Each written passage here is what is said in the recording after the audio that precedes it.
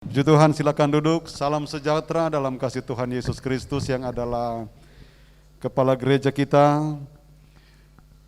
Kita kembali bersyukur kepada Tuhan pada saat ini, karena lagi-lagi saya mau katakan bahwa kalau kita ada pada saat ini karena kebaikan Tuhan, ini karena kemurahan Tuhan yang selalu Dia berikan kepada kita semua. Pada kesempatan ini kita masih akan berbicara tentang peran Roh Kudus di dalam kehidupan orang percaya. Kalau pada minggu yang lalu kita sudah sampai di yang ke-11. Yang ke-11 itu memberi keadilan, ya. Dan sekarang kita masuk yang ke-12, bahwa peran Roh Kudus dalam kehidupan orang yang percaya itu, yang ke-12 adalah menyertai orang percaya. Amin.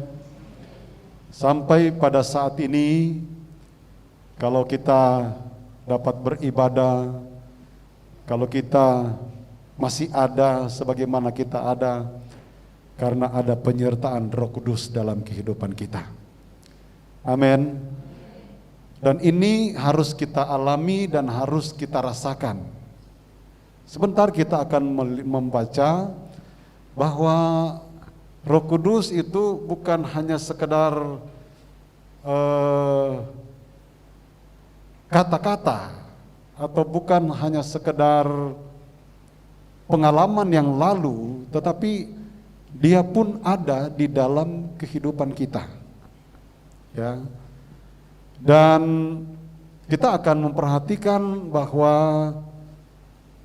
ada perasaan yang harus kita alami di dalam kehidupan kita, bahwa benar-benar Roh Kudus itu memimpin kehidupan kita. Roh Kudus itu menyertai kehidupan kita. Kita membaca di dalam Injil Yohanes pasal yang ke-14 ayatnya yang ke-17. Yohanes pasalnya yang ke-14 ayat 17. Tapi kita mulai membaca mulai ayat yang ke-15. Karena di situ kembali kita akan menyinggung tentang kebenaran atau perintah Tuhan, ya, bahwa Roh Kudus juga ada di dalam kehidupan kita. Tetapi kita baca di dalam mulai ayat yang ke-15, jikalau kamu mengasihi aku, Yesus Dia berbicara kepada murid-muridnya, kamu akan menuruti segala perintahku. Aku akan minta kepada Bapa dan Dia akan memberikan kepadamu seorang penolong yang lain, supaya Ia menyertai kamu selama-lamanya. Ayat 17, yaitu Roh kebenaran. Dunia tidak dapat menerima Dia, sebab dunia tidak melihat Dia dan tidak mengenal Dia. Tetapi kamu mengenal Dia, sebab Ia menyertai kamu dan akan diam di dalam kamu. Ini adalah merupakan satu pesan penting yang diberikan, yang ditinggalkan oleh Yesus kepada murid-muridnya, kepada orang-orang yang percaya, kepada saudara dan saya yang mendengarkan kebenaran firman Allah ini. Di dalam ayatnya yang ke-15 dikatakan, kalau engkau mengasihi aku, maka engkau akan menuruti segala perintahku, mengikuti akan kebenaran. Saya sudah banyak kali menyinggung tentang lakukan saja apa yang diperintahkan oleh Tuhan di dalam kehidupan kita. Karena sekali lagi, bahwa sesungguhnya kita belum sempurna. Kita mengarah kepada kesempurnaan, tetapi ada tahapan-tahapan yang penting yang perlu kita jalankan, yang perlu kita lakukan, yaitu kebenaran. Kita harus belajar untuk melakukan kebenaran itu, saudara-saudara. Sehingga ketika kita melakukan kebenaran, maka kita perlu mengetahui bahwa roh kebenaran itu, roh Allah, Roh Kudus yang menyertai kita, itu kita kenal. Dunia tidak mengenal Roh Kudus, saudara-saudara. Dunia hanya mengenal Yesus. Mereka juga tidak mengenal bahwa Dia adalah Juru Selamat. Orang-orang yang tidak percaya kepada Yesus tidak mengenal Roh Kudus, itu jelas dikatakan di dalam ayatnya yang ke-17 tadi. Dunia tidak dapat menerima Dia sebab dunia tidak melihat Dia dan tidak mengenal Dia. Ya, dunia tidak dapat menerima Dia sebab dunia tidak melihat Dia dan tidak mengenal Dia. Roh memang tidak bisa dilihat. Tetapi kenapa di sini dikatakan bahwa dunia tidak bisa melihat Dia? Bagian yang terakhir dikatakan bahwa tetapi kamu mengenal Dia sebab Ia menyertai kamu dan akan diam di dalam kamu. Jadi sebenarnya saudara-saudara, seharusnya orang yang berada di dalam penyertaan Roh Kudus, percaya kepada Tuhan, sesama anak Tuhan harus melihat bahwa dia dituntun, disertai, dan ada Roh Kudus di dalam hidupnya. Orang lain sulit untuk menilainya, saudara-saudara. Orang lain hanya melihat tindakan kita, sikap kita, tutur kata kita mereka dengar. Tetapi untuk melihat Roh Kudus itu tidak nampak dalam kehidupan mereka. Tetapi dikatakan di sini bahwa tetapi kamu mengenal Dia. Amin. Siapa itu Roh Kudus? Saudara kenal kan? Orang percaya. Siapa Roh Kudus? Ada yang bisa jawab? Kan dikatakan kamu mengenal Dia.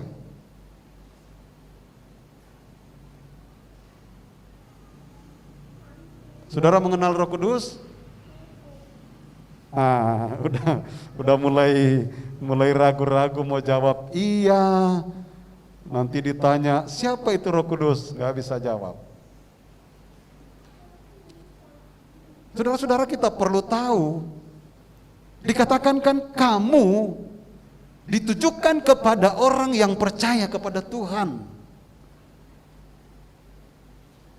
mengenal Dia. Dunia tidak mengenal Dia. Dunia tidak mengenal Roh Kudus.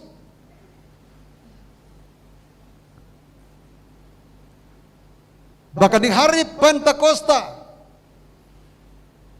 peristiwa di kepenuhan Roh Kudus yang dicurahkan oleh Allah di kamar loteng Yerusalem, karena dunia tidak mengenal Roh Kudus, mereka menganggap bahwa anak-anak Tuhan pada waktu itu mereka kerasukan, berbicara dengan bahasa roh.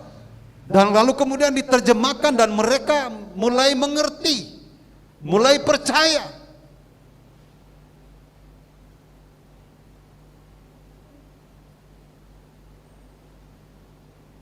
Siapa itu Roh Kudus?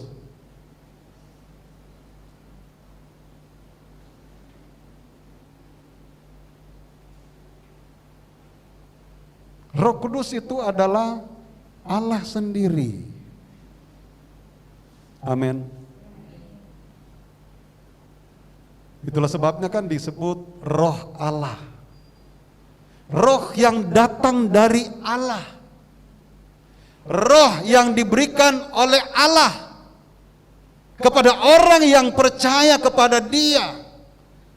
Jadi jangan kita hanya di KTP Kristen juga, saudara-saudara.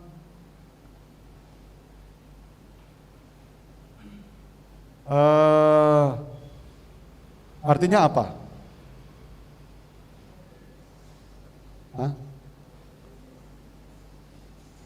Kristen artinya Kenceng-kenceng, enggak apa-apa. Pengikut Kristus. Yesus sendiri tidak mengatakan bahwa dia Kristen.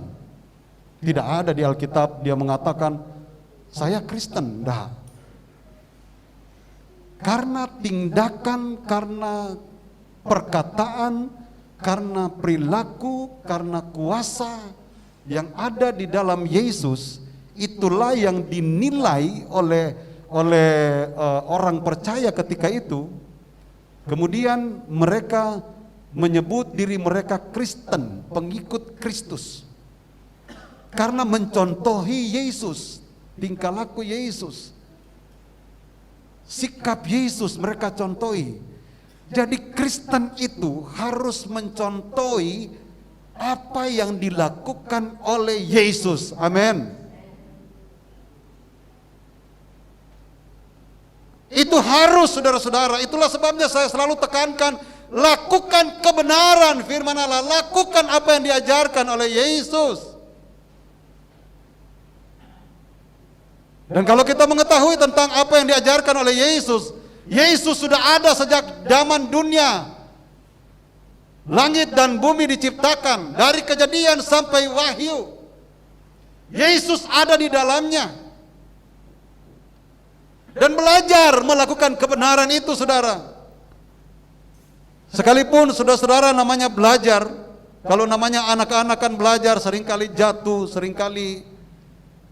Tapi jangan sampai tergeletak, dijauhkan Tuhan.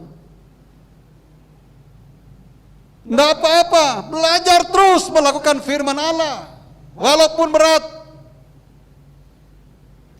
Ada haleluya, saudara. Memang percaya Yesus gampang atau susah? Hah? Siapa yang bilang susah? Gampang. Siapa percaya Yesus? Semua angkat tangan. Yang menjadi susah adalah siapa yang mau melakukan kebenaran atau apa yang dilakukan oleh Yesus. Nah, ini mulai bertanya-tanya kan? Sudah melakukan atau tidak? Kita harus lakukan di dalam kebenaran itu, harus semua kita lakukan. Penyempurnaan itu ada di dalam perjanjian baru. Harus dilakukan, saudara-saudara. Dan tidak sedikit orang yang ragu untuk melakukan firman Allah. Kenapa? Karena keadaan seringkali menekan hidupnya. Karena pikiran, karena perasaan. Karena seringkali keraguan-raguan itu muncul. Apakah saya nanti akan diberkati kalau saya melakukan firman Allah? Kita harus mengalami secara pribadi, saudara. Sebab kalau kita naik tingkat maju ke ayat yang ke-17 di sini, bahwa Roh Kudus tinggal di dalam kehidupan kita, ada di dalam kehidupan kita, benar-benar kita dituntun oleh Roh Kudus. Amin, saudara. Dikuasai oleh Roh Kudus, sehingga sepertinya ada ayat yang mengatakan, pikirkanlah perkara yang di atas, jangan yang di bumi. Coba saudara-saudara, rohlah yang memberi hidup, daging sama sekali tidak berguna. Bisa masuk di akal enggak, saudara? Orang saya perlu makan, ya kan? Keluarga saya, pribadi saya mau ini, mau itu. Masa mau pikirin terus yang di atas? Artinya saudara-saudara, benar-benar kita fokus dan utamakan Tuhan. Itu dulu. Kan cari dahulu kerajaan Allah dan kebenarannya. Nanti yang lain ditambahkan. Tetapi seberapa banyak dari kita yang notabene sudah Kristen mungkin dari lahir, tetapi banyak keraguan untuk melakukan firman.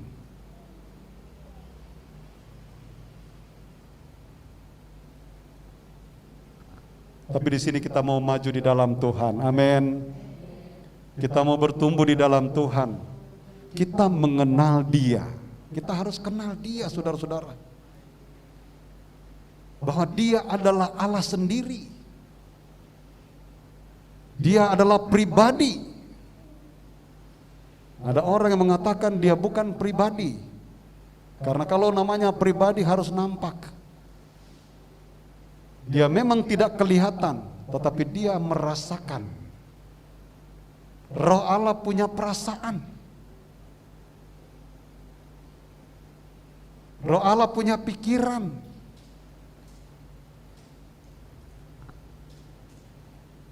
Itulah sebabnya saudara-saudara, sebentar kita akan melihat bahwa Roh Allah itu menghibur. Jadi dia tahu perasaan orang yang sedih, orang yang berduka. Dia tahu, saudara-saudara. Nanti sebentar.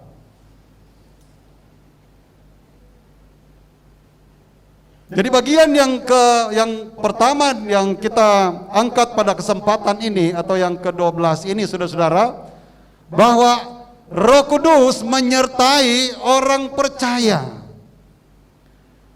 Karena dia ada di dalam kehidupan kita. 1 Korintus 3 ayatnya yang ke-16.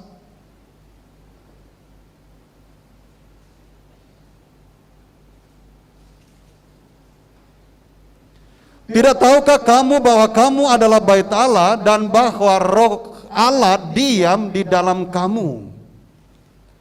Diam di dalam kamu, tinggal di dalam kamu, ada di dalam kamu.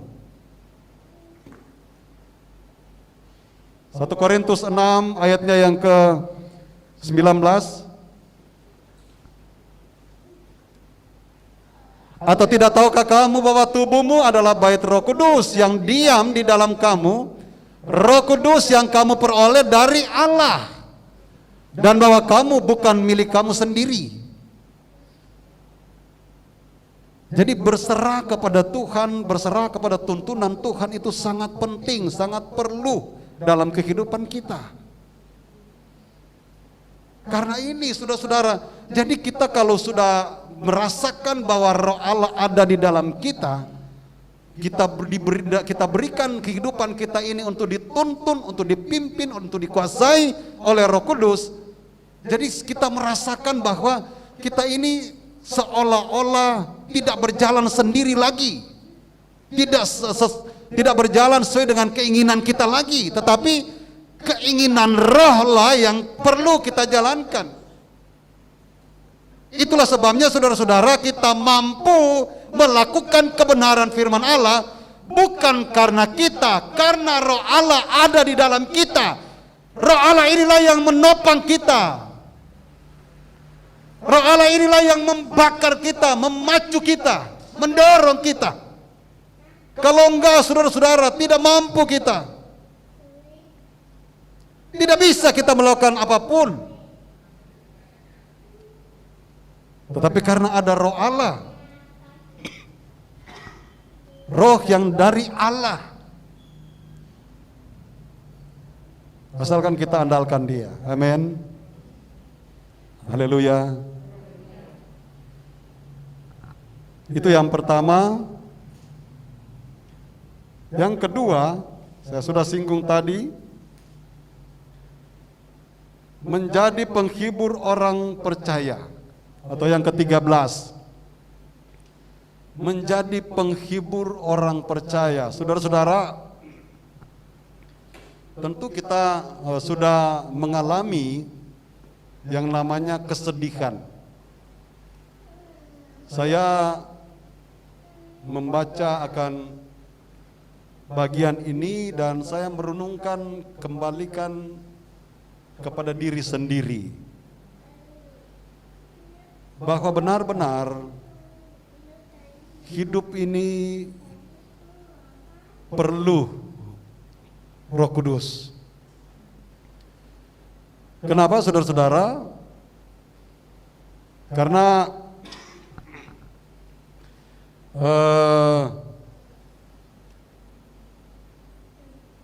saudara tahu sendiri bahwa apa yang terjadi hampir 1 tahun yang lalu, mamanya Desli, lalu hampir 3 bulan karena tanggal 20 Januari ya, adik atau suaminya cucu dipanggil Tuhan. Saudara-saudara, ini adalah merupakan satu hal yang memberikan duka yang sangat dalam, sangat berduka. Apalagi saudara-saudara, waktu kematian Didi, kita tidak bisa berbuat apa-apa. Sedih banget saudara-saudara. Ya, kematian mamanya Desli, Femi, sedih banget. Tetapi puji Tuhan saudara-saudara, inilah peran Roh Kudus. Dia menghibur. Sebab orang yang percaya pada waktu dia meninggal, dia sudah disediakan tempat oleh Tuhan. Penghiburan itu sangat penting saudara-saudara. Kita saja misalnya di rumah duka, kita keluarga kita mengalami kedukaan, lalu ada yang mengunjungi, kita dihibur, kita merasa terhibur oleh manusia. Tetapi kita perhatikan saudara, bahwa penghibur yang sejati, manusia terbatas tentu untuk menghibur rekan, handai tolan, keluarga. Tetapi Roh Kudus tidak ada batasan. Kalau dia menghibur sempurna, dia berikan penghiburan itu. Kita membaca di dalam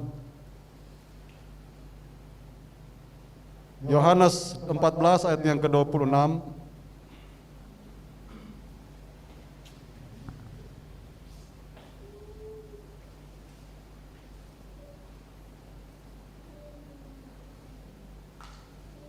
Tetapi penghibur, yaitu Roh Kudus yang akan diutus oleh Bapa dalam namaku, dialah yang akan mengajarkan segala sesuatu kepadamu dan akan mengingatkan kamu akan semua yang telah kukatakan kepadamu.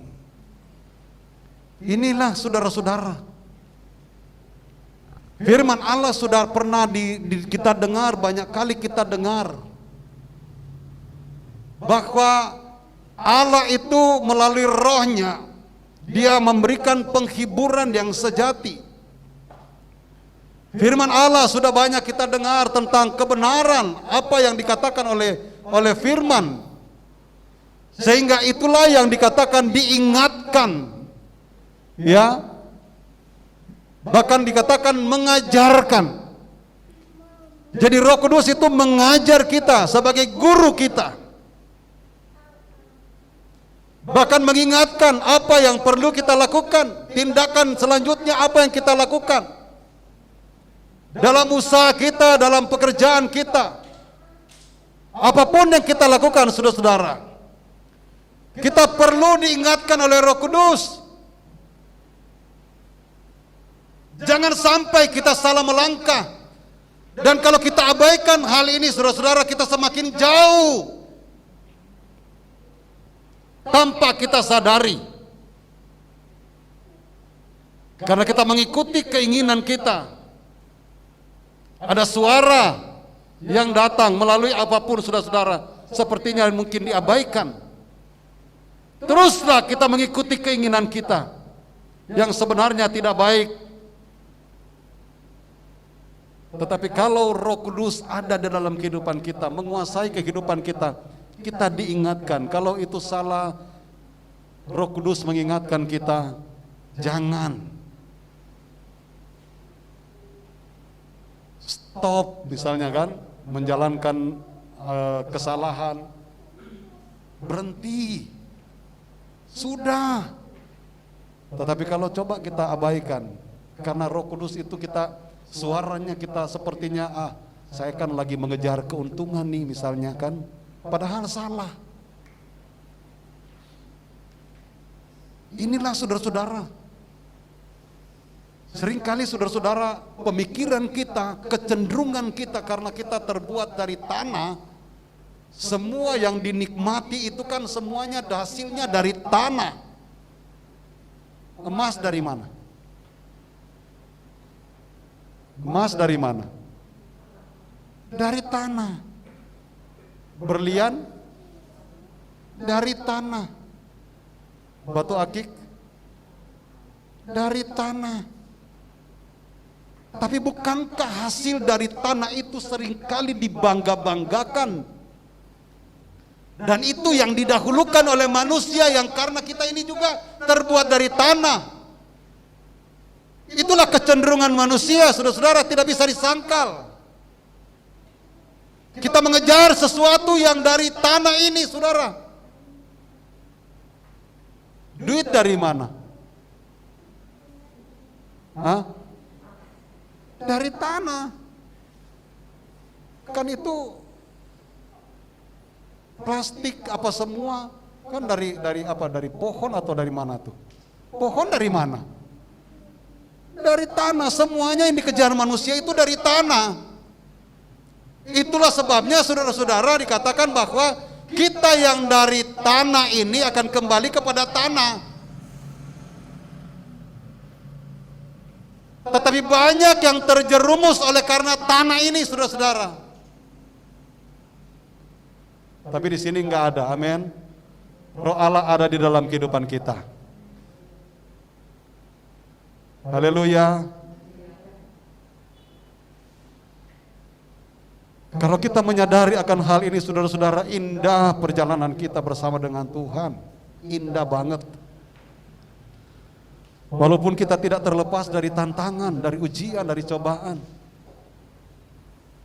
Sampai sekarang kita mengalami hal itu, saudara-saudara.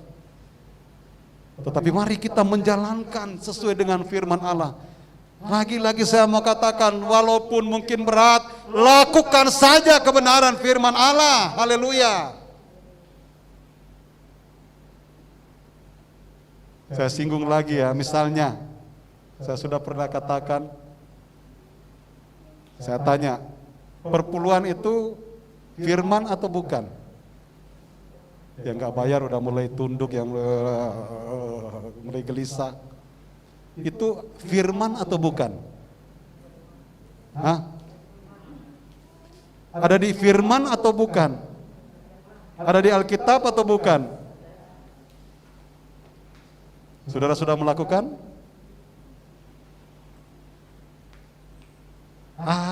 Susah-susah begini, diambil perpuluhan.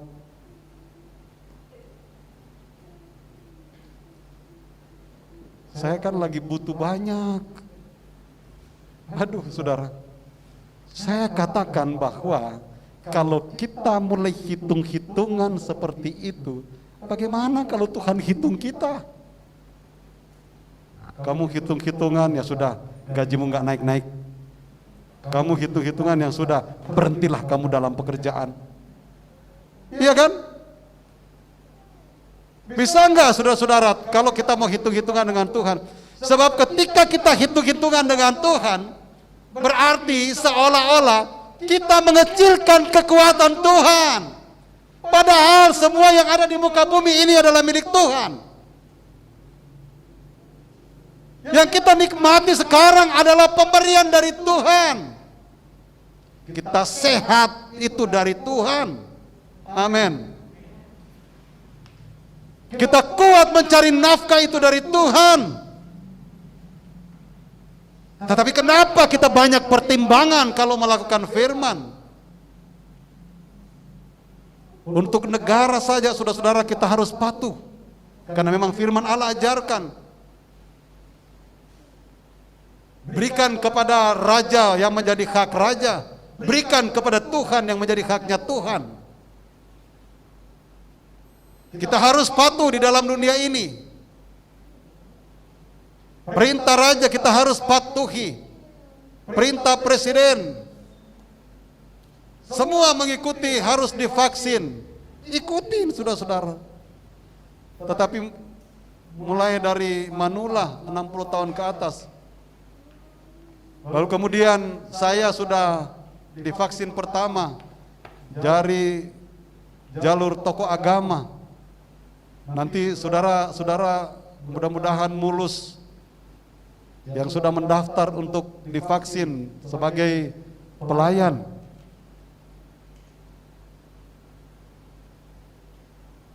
Nah saudara-saudara, kita mengikuti. Tapi bagaimana dengan peraturan Tuhan? Susah ya. Kalau di dunia ini banyak yang mengejar. Ya kan, waktu diberitahukan Ibu Gembala, pelayan-pelayan langsung mendaftar, langsung direspon.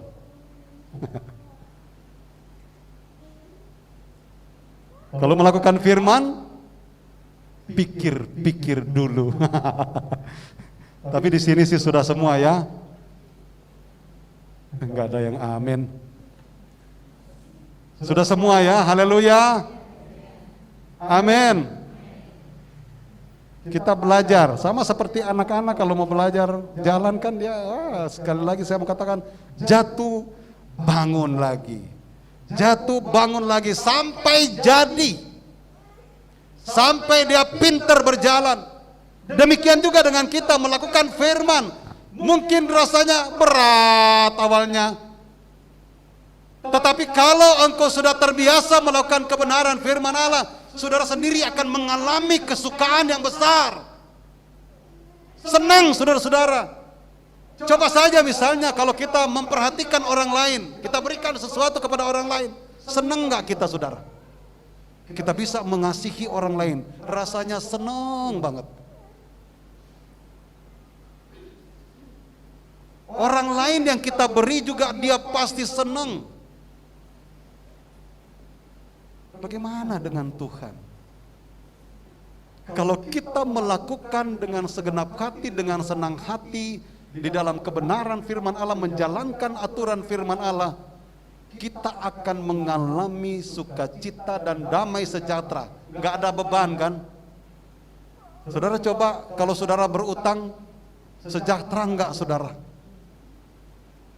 Dikejar-kejar. Tapi kalau tidak berutang, saudara rasanya enteng, saudara. Enak, jalannya enak, mau kemana-mana enak. Tidak ada beban, tidak ada pikiran siapa nanti saya mau ke sana, nanti jangan-jangan dia ada di sana, dan lain sebagainya. Nah saudara-saudara, tetapi kalau kita melakukan firman, saya sudah mendengar firman ini yang perlu dilakukan, oh saya sudah lakukan, enteng kita, nggak ada utang sama Tuhan. Belajar melakukan firman berarti kita belajar untuk membuat hati kita terbebas, terlepas dari beban hidup. Haleluya saudara. Kita mau belajar melakukan firman, patuhi kebenaran firman Allah. Karena hanya Dia yang mampu memberikan kekuatan, penghiburan. Saudara-saudara, terus terang yang saya katakan tadi, saya juga cukup terpukul. Dalam keadaan tubuh saya juga yang masih lemes-lemes ya waktu itu. Terus terjadi peristiwa, aduh sedihnya minta ampun saudara. Pikiran mulai muncul, ada juga pikiran yang negatif muncul saudara-saudara. Tetapi puji Tuhan, Roh Kudus ada di dalam hidup saya, sehingga semuanya bisa saya jalani, mampu melewati semuanya itu, bukan karena saya. Kalau saya sendiri nggak kuat saudara, mikirnya aja seringkali mentok sana, mentok sini. Tapi puji Tuhan, Roh Kudus menghibur saya, Roh Kudus menghibur keluarga, ya, yang sudah ditinggalkan, baik Desli, baik cucu Serina, Deril, Dan kami semua keluarga, kita jemaat juga saudara-saudara. Karena Didi juga sebagai pelayan Tuhan. Ya, Femi juga banyak bantu. Walaupun beribadah sekali-sekali, tetapi saya yakin semuanya oleh karena kebaikan Tuhan.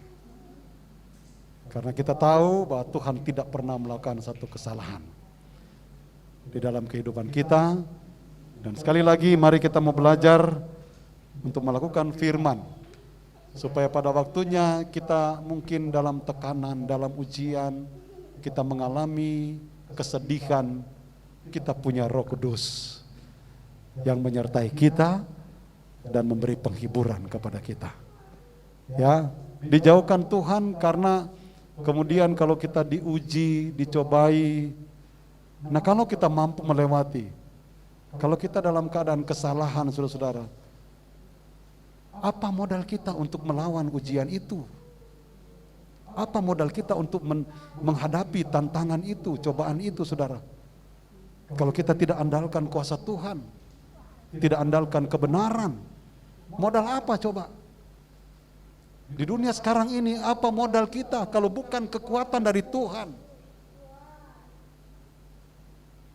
Ini yang terjadi lagi di bagian timur sana, angin apa itu namanya?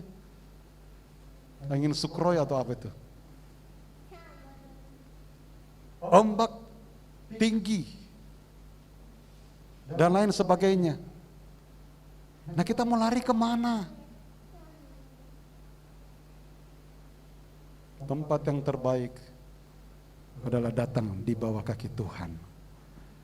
Dan Roh Kudus yang akan membawa kita, menuntun kita, mengajar kita, mengingatkan kepada kita betapa kita adalah anak Tuhan yang sangat diperhatikan oleh Tuhan. Haleluya. Amin. Puji Tuhan, Tuhan memberkati kita semua. Nanti kita sambung lagi minggu yang akan datang.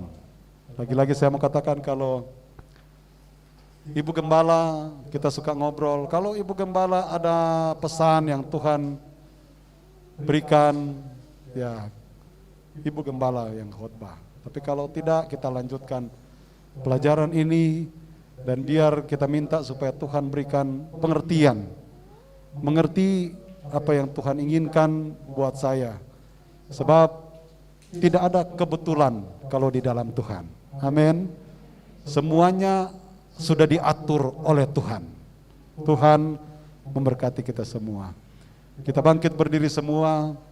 Kita naikkan pujian. Yesusku penyelamatku, tiada yang seperti Engkau.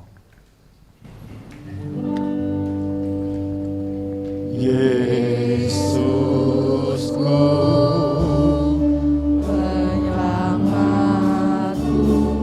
tiada yang seperti Engkau. Saya serahkan kepada Ibu Gembala.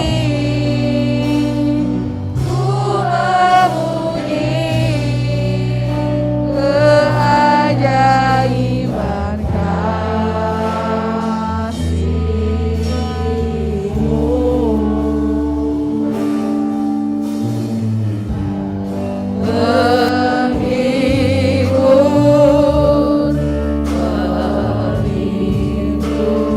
Menara kekuatan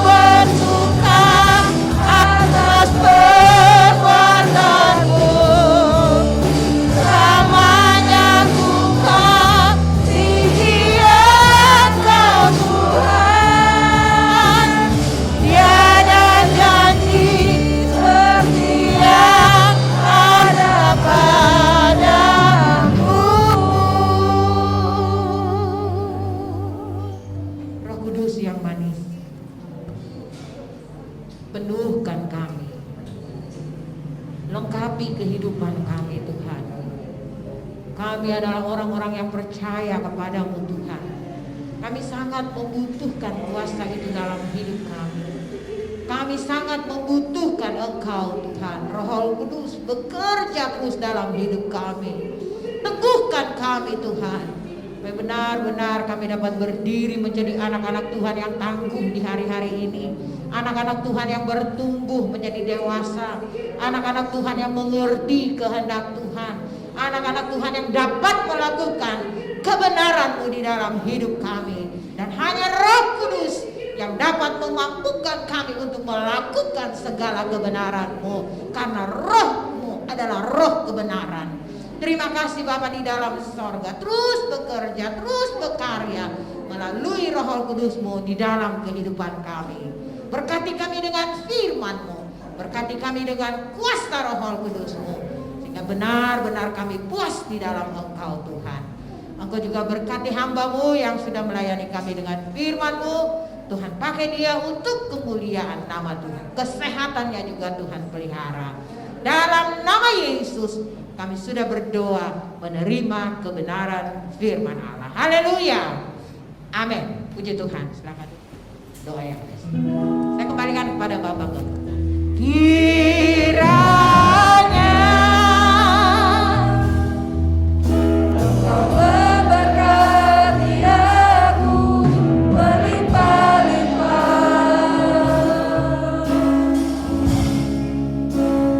dalam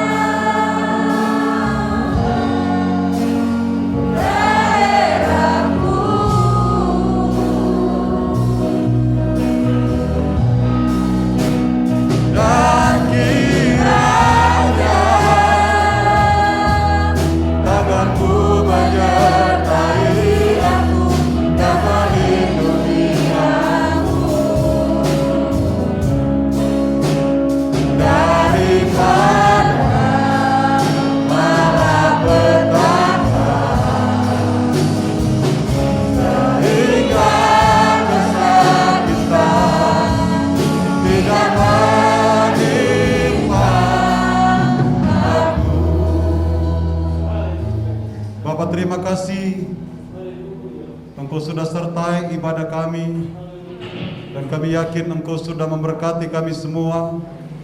Hamba-hamba-Mu yang sudah melayani, mereka diberkati oleh Tuhan.